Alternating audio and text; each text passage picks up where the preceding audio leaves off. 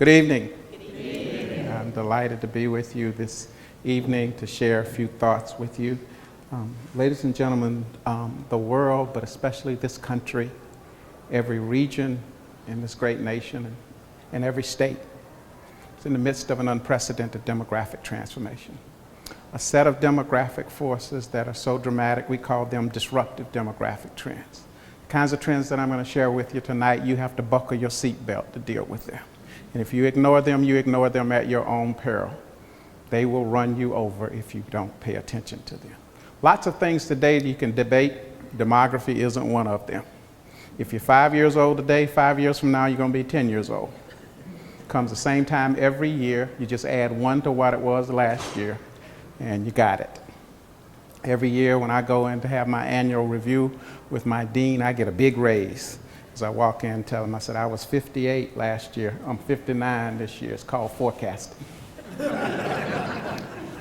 What I would like to do in the time allotted me, we call it the Great Demographic Disruptions. I want to talk about what the big trends are, where I see challenges and opportunities for us in terms of workforce planning, in terms of consumer markets, in terms of education, a whole range of other things that I want to talk about in terms of the implications of these issues, and hopefully at the end there will be time for us to answer questions. I'm going to be looking through the lens of the 2010 census and more recent statistics. As you know, every 10 years we conduct something called the decennial census, a full enumeration of our population. How many of you completed your 2010 census form? Don't lie, I got your iris retinal scan, I'll go check right away. If you remember that form, it was one page, front and back.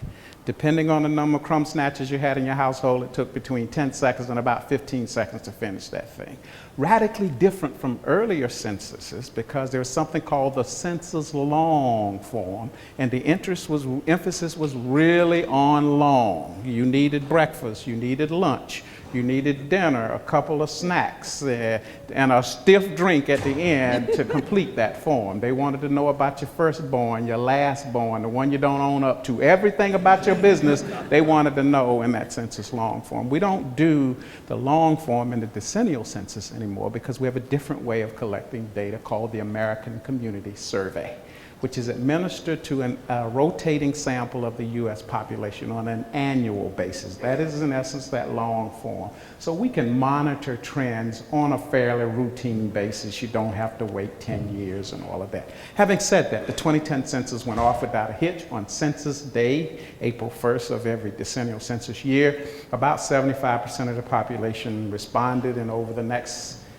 3 to 4 months, we tracked down other people for whom we didn't have correct addresses in it. So by mid to late October of census year, the decennial census was complete.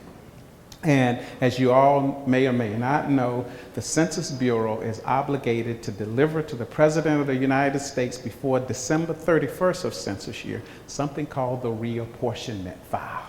And then the fun begins. We reapportion and we redistrict for the next 10 years and fight over all of that stuff. If there's no other reason than that you should recognize the importance of completing your census form is don't complain when you don't get at the local level what you think you should get from the federal government, because it's all tied to what? The census enumeration. So it's a civic duty, a civic responsibility, and we should all take it very seriously. Having said that, these data will be appearing, and they're appearing now, and they continue to appear. I don't think there's anything new there. We know what the big trends are, and there are 6 of them. I want to share them with you. I'm going to list them, and then we're going to talk about each one of them. The first one is the South rises again. Okay? The second one is the browning of America. The third one is marrying out is in. So you're looking, what in the world is that? The fourth one is the Silver Tsunami is about to hit. The fifth one is, the end of men. How many of you seen the book? The book was published by Hannah Rosen several months ago. She preceded publication of the book with 2 articles in Atlantic magazine. One was by that title, the other one was called Boys on the Side. It'll become apparent what we were talking about here in a minute. And my last one is Cooling Water from Grandma's Well. How many know the song? Anybody? You know the song. I'm not going to ask you to sing it, but you know it, right? Okay. Cooling water from Grandma's well and Grandpa's too. It'll become apparent what all of this is about. Let's talk about each one of them and what they mean. Ladies and gentlemen, when I talk about the South continues to rise again, I'm talking about the Southern United States as defined by the Census Bureau, okay? Those states in red on this graphic. I grew up, as Doug indicated, in Pitt County, North Carolina, and I went to high school in 1968, which means I was in the first wave of school desegregation in the South. And as serendipity would have it, my first day at a fully integrated high school, my mother was a domestic, and the family she worked with had a son my same age, just so happened. We became incredibly great friends. We graduated together. I went off to graduate school. He went to dental school. And again, as serendipity would have it, whatever you do to get a dental degree, he did it the same day that I defended my dissertation. I passed, and he flunked. His mother got so mad, she fired my mother. It's the way the South was. Wasn't supposed to happen that way. I couldn't wait to get out of here. When I graduated from college, I bought a one-way ticket out. I said, I'm out of here and I ain't never coming back. Lots of people did that, ladies and gentlemen. If you look at the South, what you will see is until for the first 3/4 of the 20th century, the South only captured about 30% of net national growth in this country. And then something profound occurred. The South went from the place to leave to being the place to be. We became the cat's meow demographically. We moved from a region, ladies and gentlemen, where we speak 2 languages, English and bad English, to one where we speak over 250 different languages today. A profound change. And if you look at, in every decade since 1970, we've captured about 30%, about half of net population growth. We added 27 million people to our population during the first decade of the new millennium. 14.3 million of them settled in the South at a growth rate of about 14.3%. What you will notice is while the nation was growing about 9.5, it was the South and the West that was growing. What we're in the midst of, ladies and gentlemen, is a profound redistribution trend in our country where the population is moving from what? The Midwest and the Northeast and the Midwest to the West and the South. We actually compute something called the geographic centroid of the U.S. population, and it has been moving progressively from the Midwest to the Southwest. Today, the geographic center of the U.S. population is in rural Missouri. I'm predicting it's going to be in Mexico by 2020. Y'all stay tuned to see if I'm right. What was shared?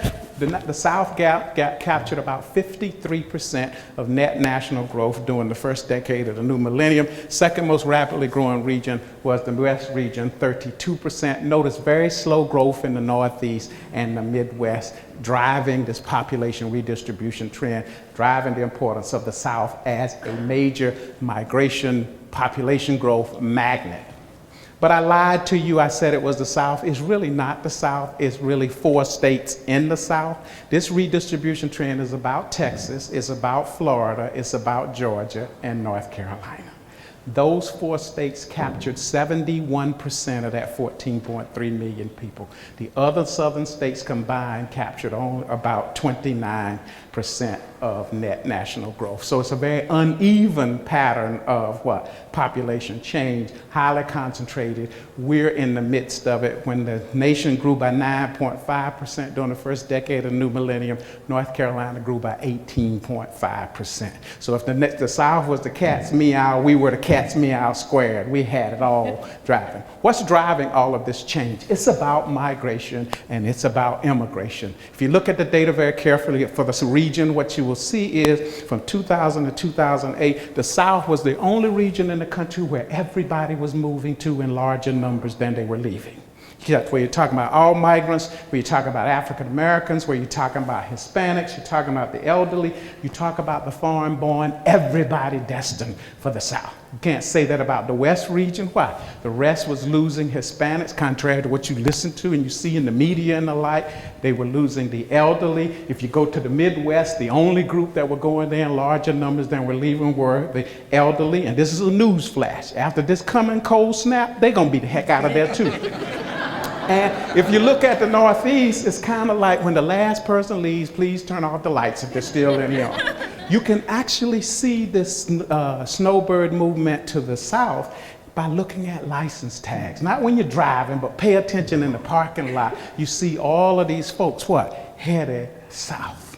Profound change in terms of our population composition. Now, I stopped this graphic purposely at 2008 because we've had something called the Great Recession, and the question becomes, what impact did the Great Recession have on migration behavior? The answer is a profound slowdown. I don't know, this for some reason, this is all out of kilter here. But anyway, it'll slow down. If you look at 2004 to 2007, 655,000 net gain. 2007, 2010, the Great Recession, about 369,525. But look at Florida. Ladies and gentlemen, this is supposed to be a net negative number here. Florida went from a net gainer to a net exporter. Florida has always been what? Major magnet. What happened? Remember all of those people who went south to Florida with nice retirement portfolios? What happened to those retirement portfolios in the recession? They went further south. I'm going to show you in a minute. They are the newly unretireds. They are back in the workplace again here. And then as people aged in Florida to the level where they require caregiver support, what did their caregivers say? We're not coming there. You have to do what? Come to where we are. So it's a temporary phenomenon. We're doing work in Florida now. I don't think it will remain that way, but understand that migration behavior is tightly tied to business cycles and economic conditions and the like. Slowdown, massive slowdown in international migration. I don't know what happened to this slide, but anyway. So what we're talking about, and the second trend, the browning of America, is all about the profound role that immigration and migration are playing in transforming the complexion of our society. To get you to understand that second trend, the browning of America, I've got to give you a quick immigration history of why we are where we are today. These are cartograms where we've exaggerated the size and shapes of foreign countries proportional to the number of legal immigrants we invite to America. 3 panels in this graphic, 1921 to 1960, 1961 to 86, 1987, 98. Focus, if you will, on the top panel on this graphic. What you will see is that most of the legal immigrants entering the United States between 1921 and 1960 came from where? Europe. Relatively few came from where? Asia, and a smaller share from Latin America compared to Europe, right? Ladies and gentlemen, that was an intentional immigration pattern because until the mid-1960s, we had an immigration law in this country that said if we were going to allow the foreign-born to come to America, it was important that they not upset the existing racial and ethnic balance of our country. We had an express preference for people who were phenotypically similar to Anglo-Saxons, people who could come to America, learn to speak English, anglicize their names, and voila, this thing called a melting pot was supposed to work. In other words, we operated on a quota system that was geographically discriminatory against people from certain regions of the world. Go back to the 1880s, for example, we had something called a Chinese exclusion law. Should not be allowed to come to America because it would be, quote unquote, difficult for them to assimilate to mainstream society. Fast forward to the first decade of the 20th century, we identified something called the Asiatic Barrier region that included Japan. Shouldn't be allowed to come to America because it'd be, quote unquote, difficult to assimilate into mainstream society. So we control the composition of our population. Fast forward to the second panel in this graphic, though, you begin to see something interesting occur. What you will notice in that second panel is that immigration from Europe shrinks relative to the earlier period, right? What begins to grow? Asia, Latin America assumed greater importance. How did that come about? It came about coincident with the civil rights movement in domestic life. We liberalized our immigration laws in 1965 via something called the Hart-Celler Act. This is a profound piece of legislation, so profound, we use 1965 as the dividing line to distinguish 2 groups of immigrants in America. Anybody arriving prior to 1965, we call the old immigrants and the so-called invisible minorities. Why? Phenotypically similar to the Anglo-Saxon model. You get your assimilation thing on, it's pretty difficult to distinguish where you are. Anybody arriving since 1965, because they're from radically different regions of the world, we call the new immigrants and the so-called visible minorities. Why visible? Phenotypically different from the Anglo-Saxon model. Yes, they can go through the assimilation process, but you will always know that they're different. Why? Because they're phenotypically different. So takeaway number one undergirding this browning of America is this fundamental shift in geographic origin. Look at the third panel in this graphic. What you see is that immigration from Europe today almost disappears. It looks a lot like immigration from Asia in the first period since the mid-1960s, ladies and gentlemen. What has driven population and immigration in this country is that fundamental shift in geographic origins, fundamental shift in phenotype, takeaway number two. Takeaway number three, the numbers change dramatically across those time periods. Look at the left-hand graphic here. In the 20s to 1960s, early 60s, we only allowed about 206,000 legal immigrants to enter the country on an annual basis. You will note that between 1961 the early 90s, that number jumped to about 561,000 annually. 93 to 98, about 801,000. 99 to 2004, about 880,000. Since 2005, the number 1.1 million to 1.1 million people all becoming legal permanent residents in this country, all changing the complexion of our society. At the same time that we liberalized our immigration laws, we acknowledged for the first time that we were a nation of immigrants, and we said then that people who were being persecuted in their homelands for economic, political, or religious reasons, people who were victimized by natural disasters and other kinds of things, that they too ought to be allowed to come to America. So refugees, parolees, asylees, you see the numbers, they fluctuate based on the conditions around the world, but we've always opened the doors of our country to people in need, but they all contribute to the growing diversity of our population. Not much of a problem here. That's the law. Those are the laws. People are open to that. It's when you move here, when people begin to get body parts out of joint, dandruff up, start cussing, talking ugly, and all that kind of stuff. Illegal immigration wasn't much of a problem prior to 1965 for two reasons. The Atlantic Ocean and the Pacific Ocean. You ever met anybody try to swim either one of those bodies and arrive and tell you that? Wasn't much of a problem. But since 1965, where we've had a contiguous border that for most of that time has been what? Relatively fluid, and opening up the doors of our country to people. So this thing called illegal immigration has been around. The current controversy is not new. When I was on the faculty at UCLA in the 80s, a lot of the discussion in California about we had too many illegal immigrants in America, we need to do something to stem the tide. At that time, the federal government says, well, maybe if we saturate labor demand, if we fill every job in our economy, there'd be no reason for anybody to come, nothing for them to do. How do we propose to do that?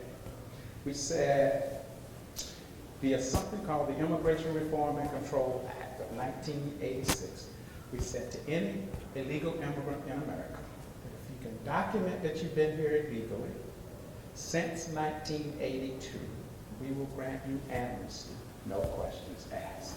Well, how do you document that you've been here illegally? Well, you got a rent receipt, a clothing bill, a greasy receipt from Burger King, say I bought a Big Mac that day, or whatever they sell at Burger King. Government says, no problem, we grant you amnesty. How many people came forward except the federal government's offer of amnesty? About 3 million people except the federal government's offer of amnesty, all contribute to the growing diversity of our population. Numbers were bigger than that, though, ladies and gentlemen, because when you set amnesty, you then can bring family members via the family provision of the immigration law. So the numbers were all bigger. But we know there were about 2.7 million people here who did not trust the federal government enough to come forward. They said, I ain't going for the okie-doke. You ain't going to identify me and deport me. I'm just going to stay. So by 1996, the Immigration Service estimated that there were about 5 million illegal immigrants in America, and since August 2005, that number has ranged anywhere from about 7 million to about 15 million.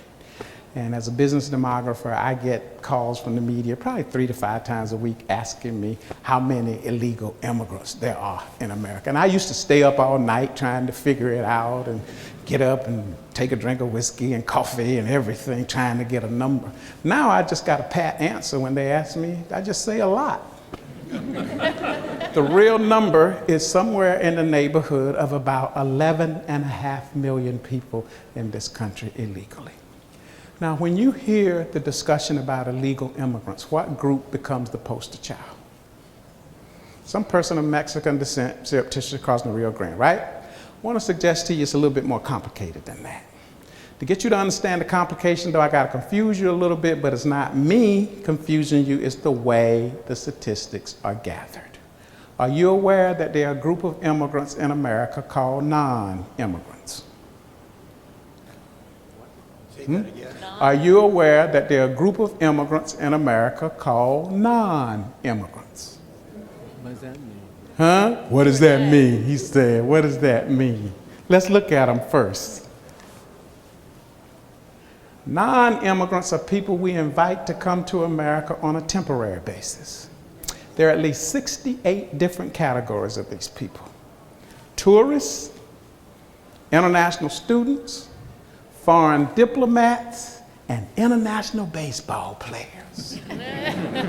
All come to America on temporary visas. Ladies and gentlemen, if you come to America on a 90-day tourist visa and you stay 91 days, what are you? No, you're called a visa overstayer. Ladies and gentlemen, 40 to 45% of the illegal immigrants in America walk through the door with papers from the federal government. When it's time to go home, what do? They stay. Remember the terrorists of 9/11?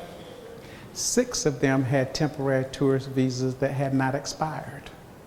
3 of them fit the visa overstay category in time to go home. They just said, I'm gonna stay. Another 6, we don't know how the heck they got here. And 1 came on a student visa, was supposed to go to California to learn to read and speak English, but went to flight school in Florida instead.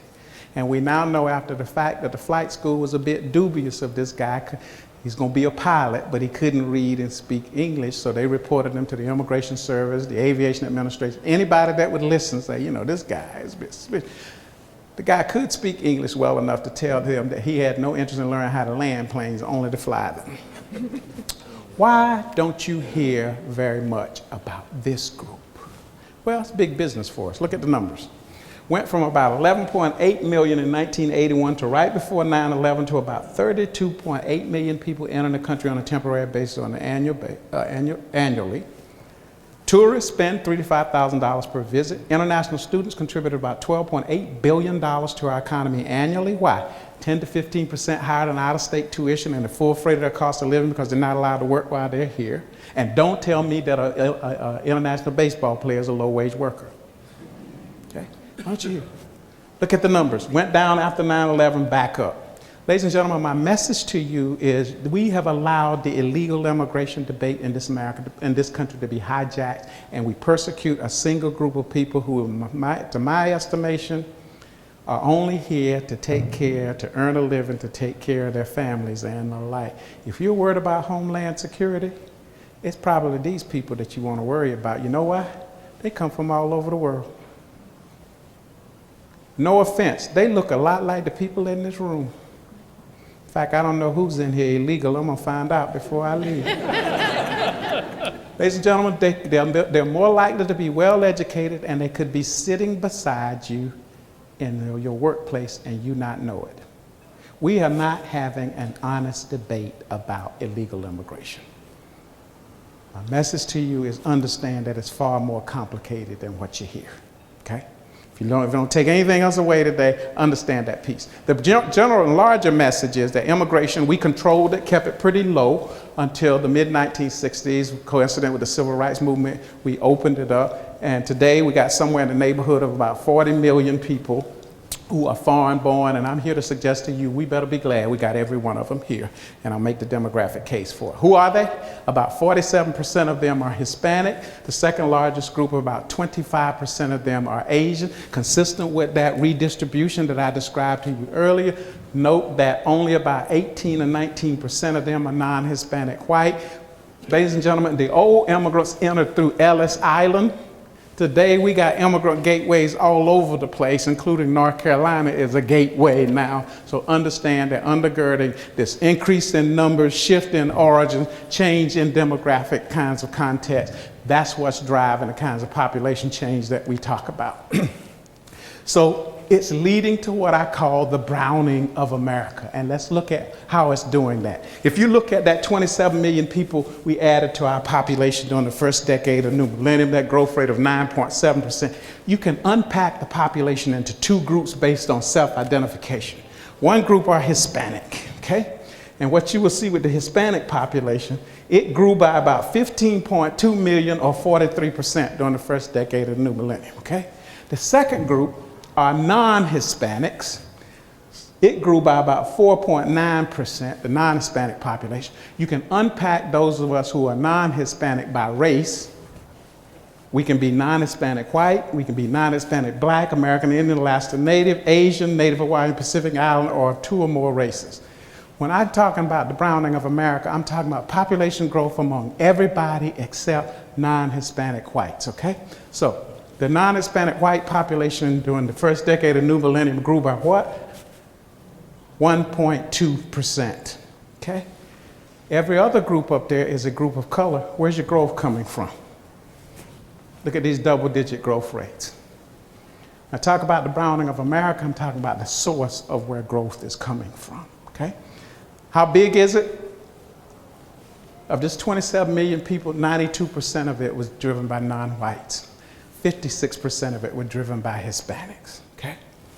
In the South, 70, about 80% and 46%, you see the changes in those four magnet states. That's what I'm talking about, that's driving growth, is where these people come from. Why is this important and why is this going on? What you have to understand, ladies and gentlemen, when you talk about population and demography is two things. Migration and immigration are age-selective processes. What does that mean? It means far more young people migrate and immigrate than older people. Don't mean old people don't move, they move slower and at a lower propensity than young folk, okay? Now there's one more piece to this story. Please, please don't repeat this anywhere, because if you got a job, you could lose it. In fact, I'm denying I say this before I said it. Say it. Young people are more likely to have children than old folk, okay? When you put those two things together, age selectivity of migration, higher fertility among young people, it will be reflected in your age structure. Let's look at it. Median age in 2009, the United States population was 37. Half of us older than that, half of us younger than that, okay? Look at the median age of a Hispanic. What is it? 27. Now, how many of you heard that Hispanics are a burden on the healthcare system? Don't get quiet on me now, huh? Have you heard that? What kind of major health problems do you have when you're 27? Before you answer that, what's the median age of a white non-Hispanic in America? Huh? What kind of health problems do you have when you're in your 40s? Oh, the list is too long. We'll be here till tomorrow. See, ladies and gentlemen, when you're young, you have acute crisis. When you get in your 40s and the like, you have what? Chronic conditions. Which cost more? Chronic. I know up front. I lost my wife to cancer at 48 years old. Her treatment in the last 6 months of life, $5,000 a week.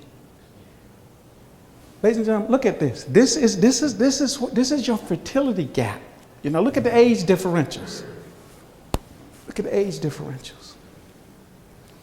Now, ladies, there's something in demography called completed fertility. Okay? It's when you tell your boo, go take out the trash. Ain't nothing else happening here. Okay? Completed fertility occurs for women up between the ages of 40 and 44. Okay? What's this? Look at the, this is your fertility gap. Ladies and gentlemen, you build a wall around the country and you want to run everybody home? Doesn't matter. Doing it inside. You can't grow. You're too old. You can't grow. Ladies and gentlemen, this is biology, it's not sociology. When you get to a certain age, your fertility rate goes what? Down. Down. Look at this. These are women in the South. Same graphic, but I'm going to add fertility to it. So the median age woman, 58 live births per 1,000 women. Go down to here to Hispanics, 28 years old, 80 live births per 1,000 women. Now, some of y'all look at these numbers and say, I'm going home and fix that tonight. Go ahead. I dare you. You might go home and squeeze out one, but you ain't gonna squeeze out the difference between 50 and 80. It's fundamental demography. That's biology. Ladies and gentlemen, if you are anti-immigrant and you want to build a wall around the country, we cannot thrive and prosper and compete. Plain and simple. We've already seen the impact. 67% of the population non-white in 2005. 10 years earlier, it was 74%. We think now the non-Hispanic white share of the population will be below 50% at about 47% by 2050. Aging and what? Declining fertility, your growth you see. It's going to be pretty much Hispanic, Asian, all those immigrant forces that we've been talking about. There's something called a total fertility rate. It's the number of kids you need to have to replace yourself if you're a couple. In a statistical sense, if you were a couple, you need to have 2.1 kids to replace yourself. Don't ask me about the 0.1, you just got to be rocking and rolling, okay? Who in America is replacing themselves? It takes 2.1 kids. Huh? For all practical purposes, ladies and gentlemen, it's about one group. Non-Hispanic whites have had a total fertility rate of about 1.9 for 2 decades. What does that mean? The average non-Hispanic white family has 1.9 kids. Now, I don't know how you get 0.9 of a kid. I taught a few of them here at Chapel Hill. But it takes 2.1 kids to replace you. If you're not above replacement level, you can't do what? Grow. Can't grow. Ladies and gentlemen, most people missed it, but for the first time in 100 years last year, the deaths exceeded births among the white population in the United States. Okay? The first time in 100 years. So, look at kids. 1990, 66% of all kids born in America were to non-Hispanic white families. That dropped to 50% by 2008. For the first time in history in 2011, non-Hispanic white births dropped below 50%. It's unlikely to do what? Come back. Because of our age structure. That's the same graphic that I had earlier. The other thing driving this browning of America is marrying out is in. This is about who you marry. As many of you know, until the 1960s, it was even illegal for blacks and whites to marry in this country. We did away with that in the 60s. But this is not about blacks and whites marrying. This is about a more profound mix. The out-marriage rate among newly married couples doubled from about 7% of all marriages to about 15% between 1980 and 2008. And among currently married folks, it went from 3.2% to about 8% of marriages. Well, who in the heck is all these folk doing this hooking up in these surreptitious ways here? Well, about 41% of the cases are Hispanics and whites, and then Asians and whites in about 17% of the cases. Both groups are non-white, Asians and blacks, blacks and Hispanics in about 16% of the cases. And then there's this other category, I don't know who the heck they are, they're just hooking up. And they ain't hooking up with anybody that look like them. Blacks and whites are the smallest share. What's the sign? The second most rapidly growing population behind Hispanics is the 2 or more race category. Increased by about 1.5 million people during the first decade of the millennium. What does that mean?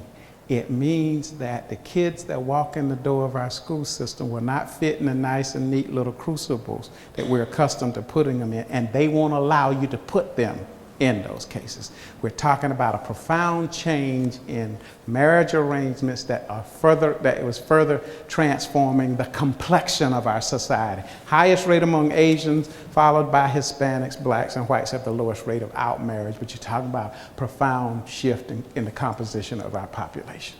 Now, all of this is important because the Silver Tsunami is about to hit. Now, the browning of America is about immigrants and people of color changing the complexion of society.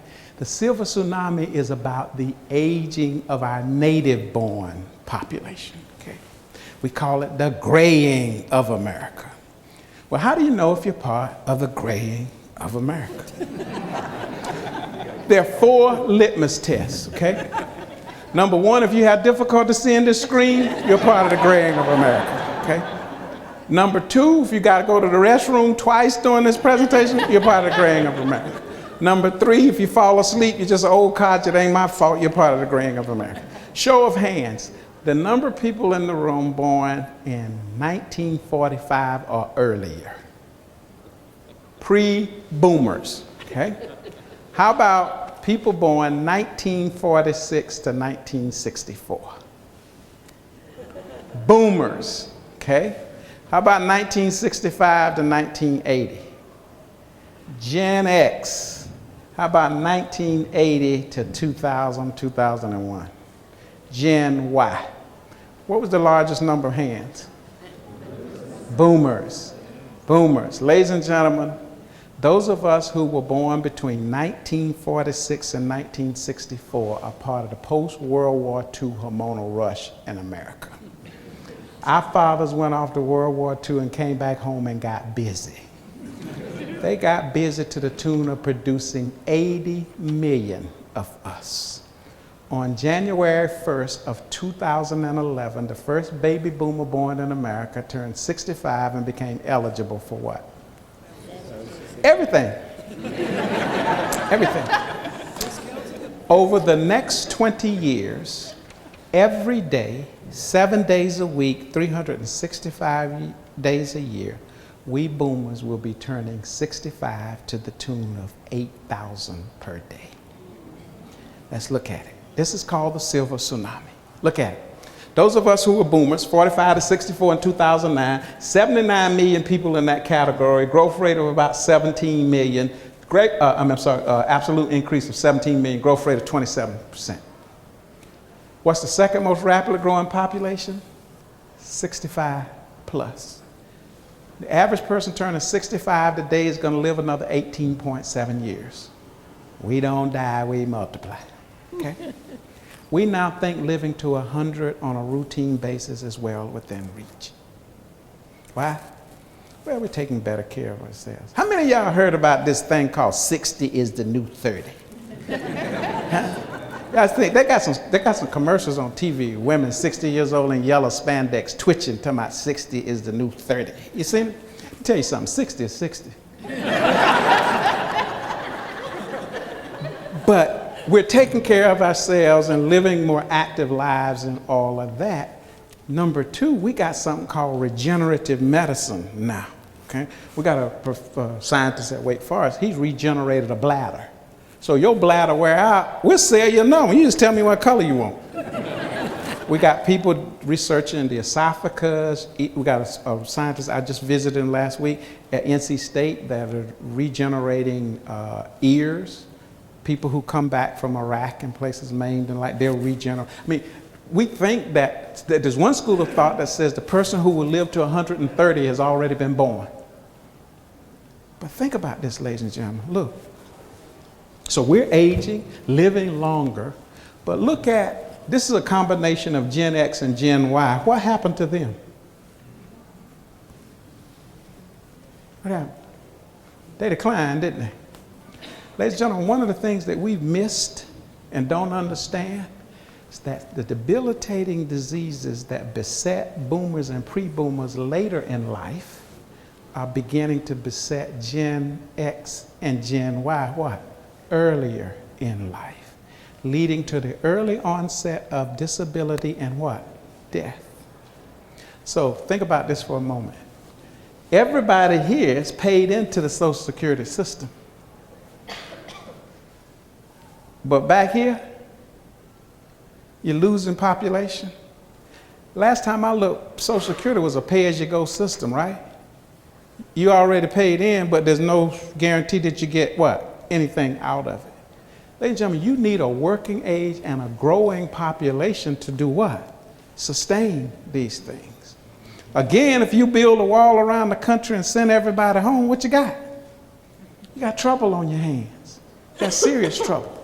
Serious. That's how often y'all are aging. I don't want to tell you because I don't want nobody to go jump off the balance out there, but it's a cool thing. It's going to continue. We're going to continue to age. But we got to figure out how to continue to what? Grow and sustain ourselves. You can't thrive. The most rapidly growing population in the future is going to be the senior population. The slowest growing population is going to be the 18 to 64-year-old. Those people that we rely on to work every day.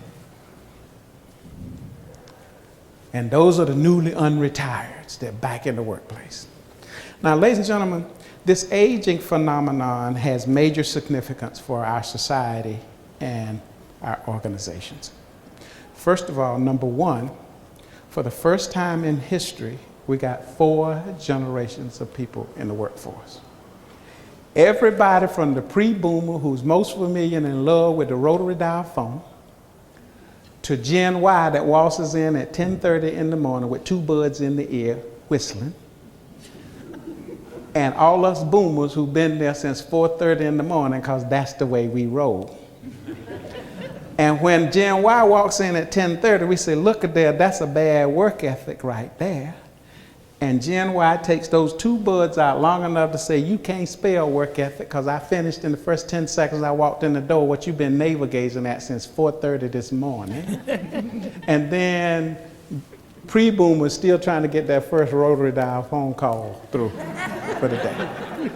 And somebody's got to manage all 4 groups. And you need all of it in what? The work environment.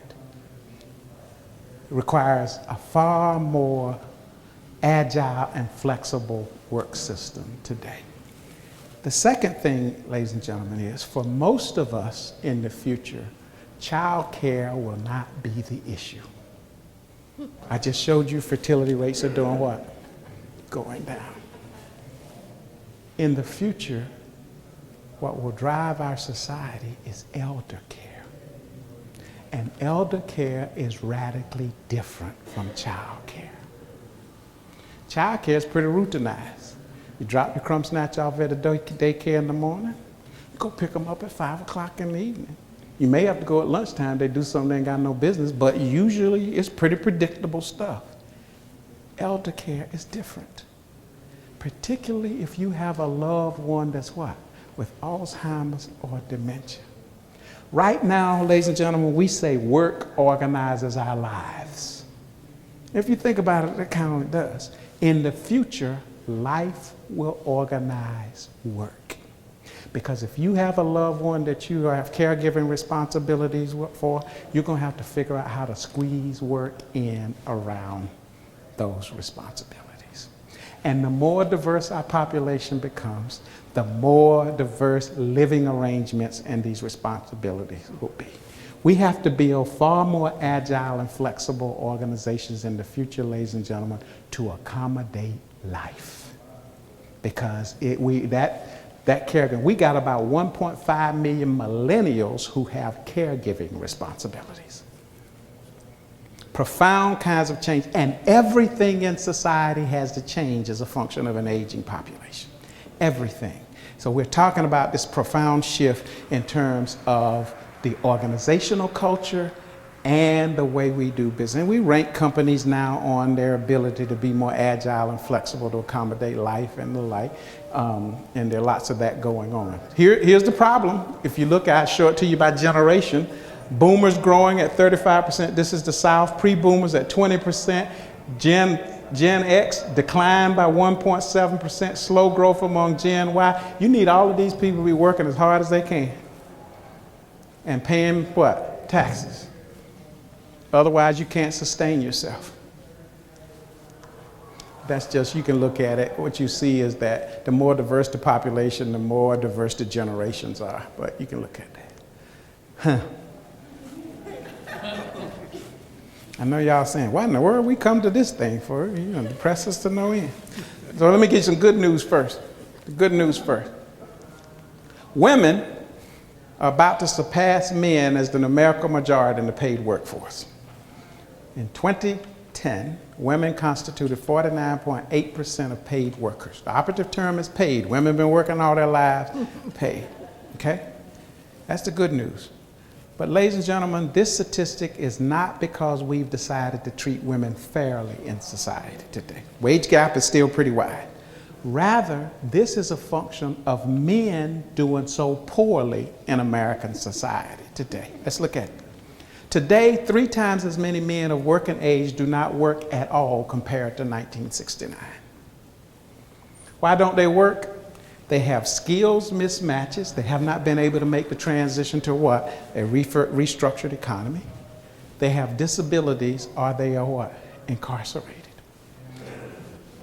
The percentage of prime working age men receiving disability insurance doubled between 1970 and 2009. The median age of the prime working age man declined by about $13,000 after controlling for inflation. But most telling, after peaking in 1977, male college completion rates have barely changed over the past 35 years. The sex ratio in higher education has been 60% female, 40% male for a decade. In 2010, we granted 575,000 more degrees to women than we did men. Where are the men? Where are the boys? See, ladies, the good news is y'all doing better. The bad news is if you ain't hitched, forget about it. There ain't enough eligible, marriageable males to go around. You can't have stable families, you can't have stable communities with this kind of statistic. Look at the enrollment in 2-year colleges. Percent male, about 40%. Here's the UNC system, 44% male. The predominantly white schools, 46% male. The minority serving institutions, Pembroke plus all the black schools, 38% male. And the black schools, 37%. Until last year, we had one school that was 80-20. 80% female, 20% male. Where are the men? Where are the boys? Look at it in a long-range view. Let's look at women, working mothers who were either breadwinners or co-breadwinners. In 1967, about 27 or 28% of working mothers were either breadwinners or co-breadwinners. Fast forward to 2007, that number is what? 68%, and they're far more likely to be what? Breadwinners than co-breadwinners. You can't have stable communities and families looking like that, folk. And if you look at the Great Recession, 2007, 2009, 80% of the job loss was among men. Some people call it a man-cession. And they've had difficulty doing what? Making that transition to a new economy. That's what Hannah Rosen's book is all about, The End of Men. And ladies and gentlemen, I don't have time to develop it tonight, but what we do know is the problem with boys starts as early as kindergarten. And you can see it. And we got to do something about it. Last trend, cooling water from grandma's well and grandpa's too is about the most rapidly growing household type of the first decade of the new millennium. Grandparents raising grandchildren. Okay. Did I miss something here? Yeah, okay. So, if you look at all households with children, 3.8% increase. Households where there's a husband and wife, no grandparents present with their children, 1.4%.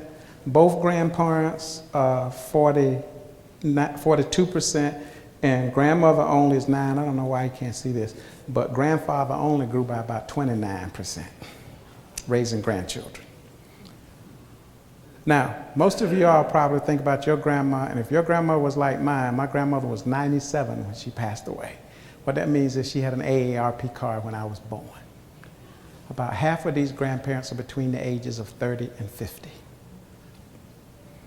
What does that mean? Don't look all cross-eyed when one of your employees at 31 years old walks up to you in the afternoon and says, I need time off this afternoon to go to school to check on my what? Grandchild.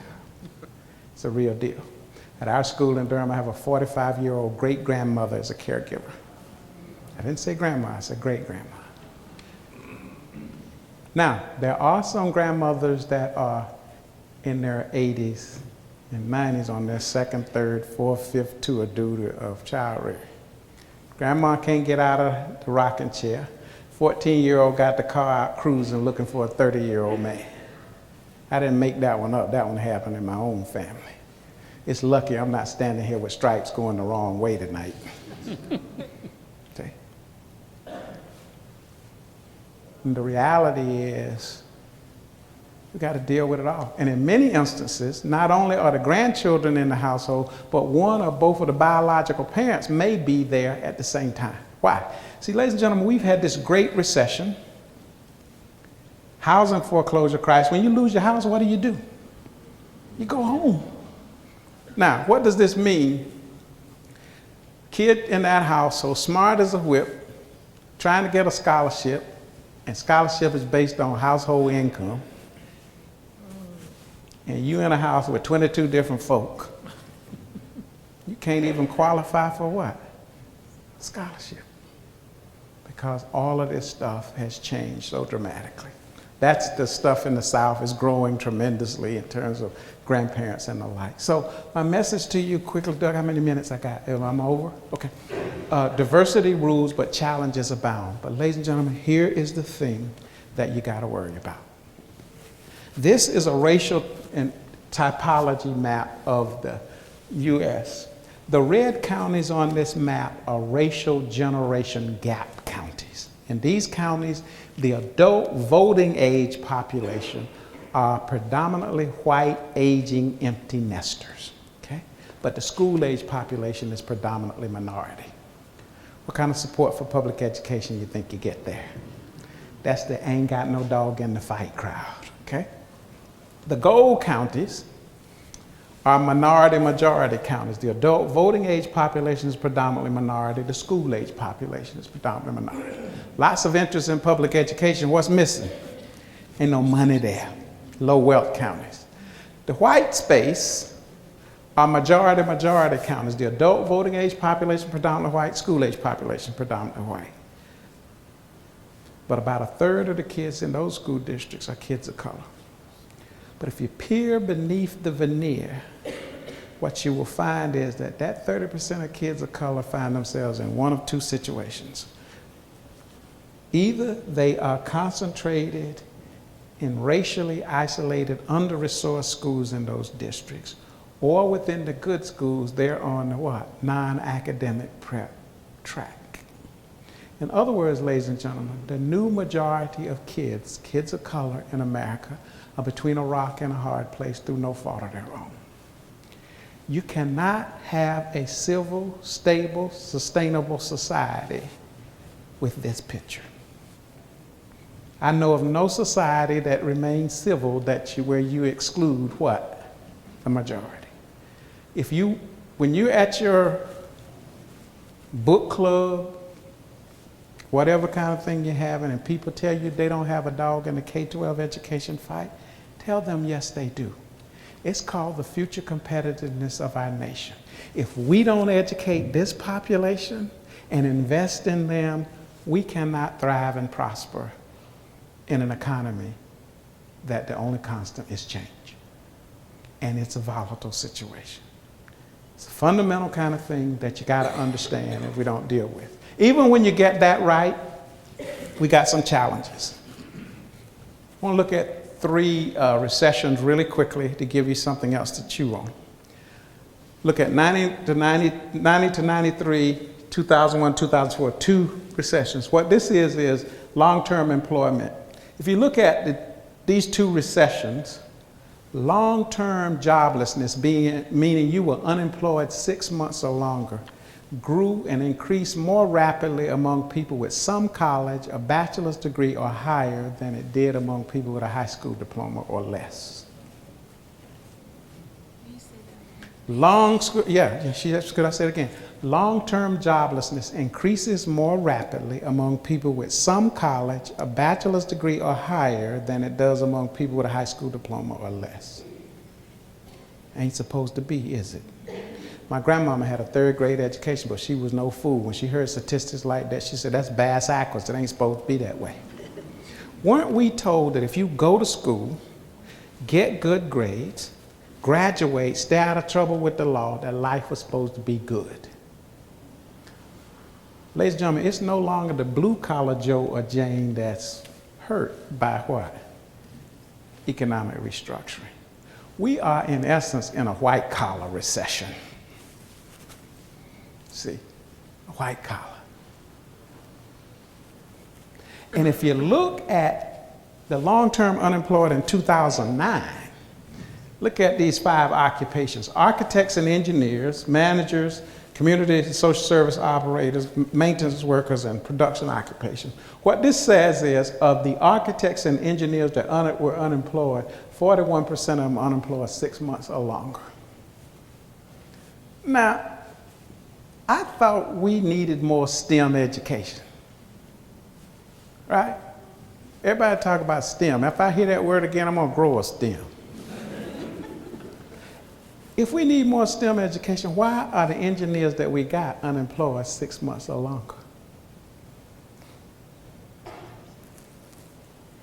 Job is one of those. Outsource. They're no longer competing in a local market, are they? They're competing in a global marketplace. Engineers are. Don't believe it? Google the John F. Welch Technology Center in Bangalore, India. What you will see is 4,000 postgraduate trained scientists and engineers whose sole responsibility is to bring new ideas and innovations to the marketplace for GE. Center opened around 2000. They applied for 120 patents in the first year the center was open. They all graduated from the equivalent of MIT in this country, the Indian Institute of Technology, and they earn on average $650 a month. How do you compete with that? How you compete with that? It's a new day, folk. And you need something else in your toolkit to thrive and prosper than just a degree today. What do you need in that toolkit? And look at this.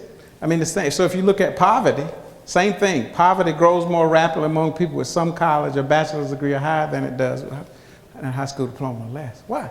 Got all these kids graduating in a terrible job market with a whole lot of what? Debt. This is the competitive toolkit that we say people have to have moving forward. I don't have time to talk about what each one of them are, but you got to have something more than a degree in this marketplace. Because growing dependency is the issue. It's the train wreck in the making. Ladies and gentlemen, if you're in a dark brown county in this map, you're in deep, deep yogurt. Those brown counties have more dependents than they do workers. Okay? In the dependency ratio, the numerator is the number of people who are either too young or too old to work, and the numerator is the number of prime working age people. Those dark brown counties have over 100. Okay? I want to show you 2 things. North Carolina, we have a dependency rate of about 69 dependents for every 100 workers. Our poorest counties have 91 dependents for every 100 workers. And then you can see for tier 3. Now, Alabama doesn't like immigrants, right? They got 5 counties where the dependency rate is 153 dependents for every 100 workers. They need to be doing the Tom Bodett or Motel 6 thing, standing on the freeway saying, y'all come, we're going to leave the light on for you. You cannot thrive and survive where you got 153 dependents for everyone. And understand, ladies and gentlemen, the numerator just says you are prime age working. It doesn't say you work. And half of those that are working what? Part-time.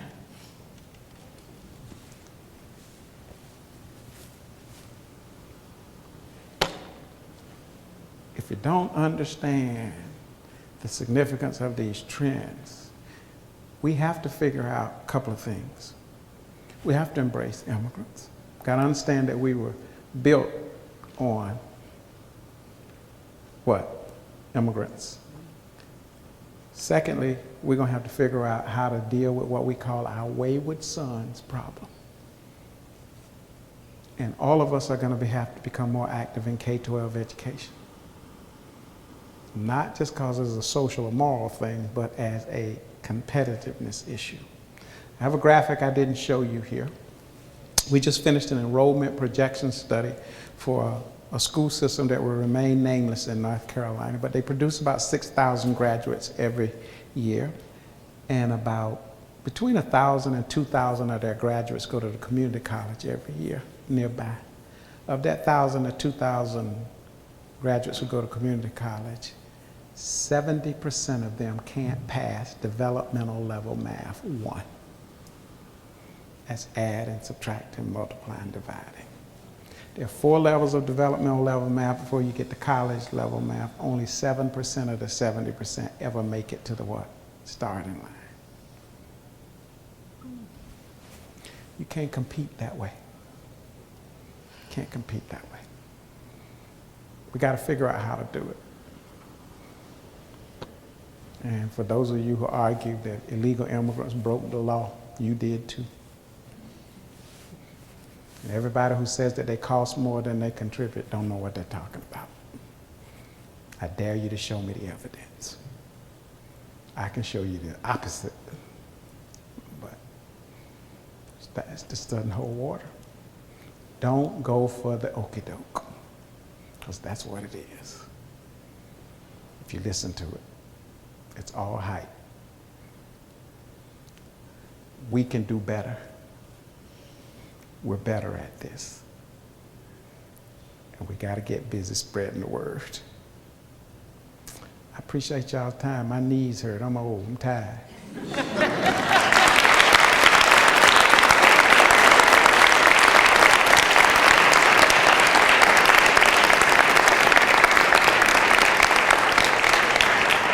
Sure.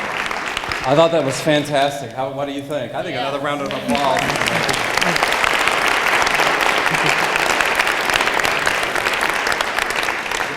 Before we turn the program over to Doug to close, Professor Johnson has agreed to take a couple of questions. And so I see there's some eager folks. So we're going to use the amplified sound. And sir, since you went first, I think.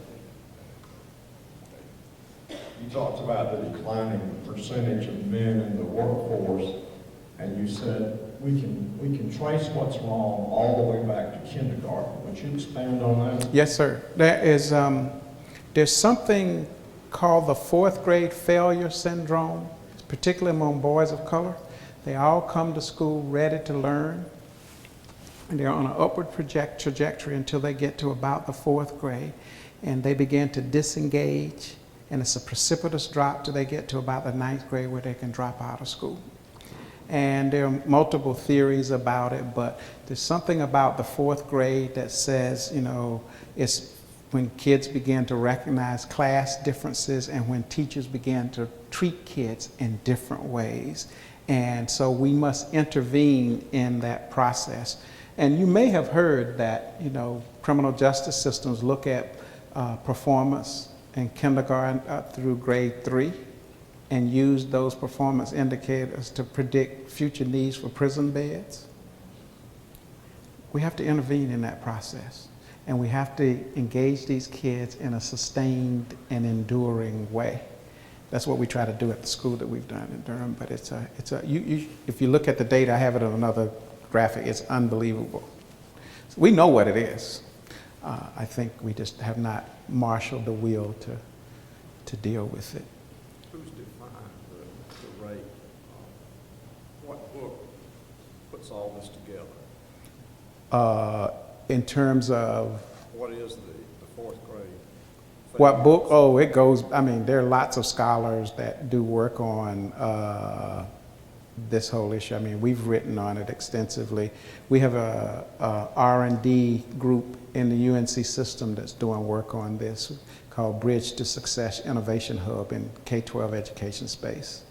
So I'm happy to send you the stuff if you'd like to get it. Mm-hmm. Okay, here comes the hand grenade.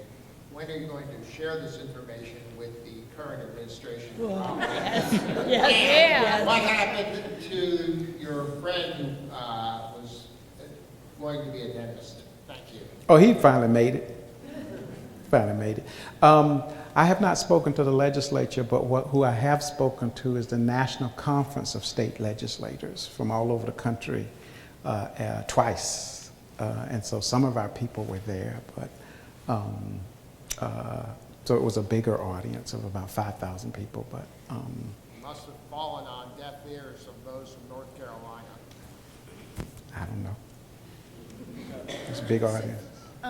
So when you are in the business plate, and I mean in the workforce or in communities and explaining this, I mean, it feels like communities aren't trying to invest to bring the bottom up to help these problems.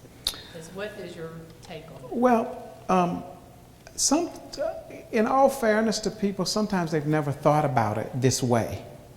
And so about 3 weeks ago, I spoke to 5,000 owners of breweries, 5,000 of them. And they had never thought about it in this way. Yesterday, I spoke to 200 Walmart executives. Never thought about it this way. And so you have to, I mean, I don't think everybody's going to drink the Kool-Aid, as it were, but what I look for are light bulb moments. You know, the same thing that I look for at my school. When I see a light bulb go on with the kid, that's a good day. And I think you have to do that in this situation, is help people understand the realities. Now, some people, no matter what you say, is going to matter. We've done this big study on the economic impact of immigrants in North Carolina. And when we did that study, we showed that for every dollar the state spends for K-12 education, healthcare, and corrections for immigrants, they get $11 back in business revenue and taxes. Okay. When we did that study, an email came to the chancellor of the university that said, those two SOBs, you ought to tar and feather them and never allow them back in the university again. There are places I won't go give a talk. You talk about who I don't talk to. There are places I don't go, particularly at night. We have a question back here. So you partially answered it, but my question was going to be, are the MBAs coming out of your business school now fully aware of this and going to business and saying, you know, these are the trends, and because the people who are in charge now are listening to business. Mm-hmm. And Well, are they getting that word from the people they, you know, are seeing coming up in business? well, all the ones I teach, that's for sure. But we're one of the few business schools that I teach a diversity course in our day MBA program and our Masters of Accounting program. And 3 weeks ago, I just spoke to the American Institute of CPAs, and we're doing a big study for them. They get it. They've just commissioned us to do a huge study, because if you look at the upper ranks of CPAs, the median age is probably about 65. They gotta fish or cut bait. And so there's some movement. I won't say it's a groundswell, but more business people are more likely to get it than other folk. They need the labor. They need the talent. Everybody from farmers to major corporations, you're going to pay a lot more for your fresh vegetables than are like this fall, because we don't have the workers. It's rotting in the fields and all of that kind of stuff. It's going to cost you more.